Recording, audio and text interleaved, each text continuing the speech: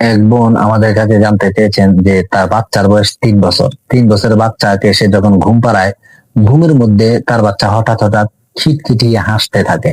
তার বাচ্চার এই ঘুমের মধ্যে খিটখিটিয়ে হাসা দেখে সে খুব ভয় পায় যে এটা কোনো জিন ঘটিত কারণে, এটা কোনো জিনের আসরের কারণে এমন হয় কিনা।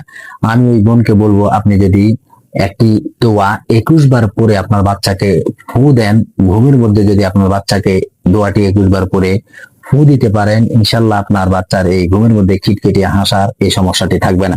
দোয়াটি হচ্ছে আউযু বিকালিমাতিল্লাহি তাম্মাহ মিন আইনিল লাম্মাহ ওয়া মিন শাররিন নাসি ওয়াল জিন্নাহ ওয়া মিন শাররিস সিহরি ওয়াল যান্নাহ।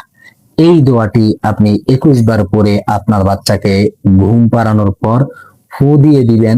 আবার 21 বার পরে আপনি আপনার হাতের মধ্যে ফু দিয়ে আপনার বাচ্চার মাথার মধ্যে এভাবে বুলিয়ে দিবেন। খেয়াল করেন, 21 বার দোয়াটি পরে ঘুমন্ত বাচ্চাকে ফু দিবেন, 21 বার এই দোয়াটি পরে আপনার হাতের মধ্যে ফু দিয়ে আপনার বাচ্চার মাথার মধ্যে আপনি মাসে করে দিবেন। দোয়াটি আবার বলছি, আউযু বিকালিমাতিল্লাহিত তাম্মাহ মিন আইনিল লাম্মাহ ওয়া মিন শাররিন নাসি ওয়াল জিন্নাহ ওয়া মিন শাররিস সিহরি ওয়াল যান্নাহ।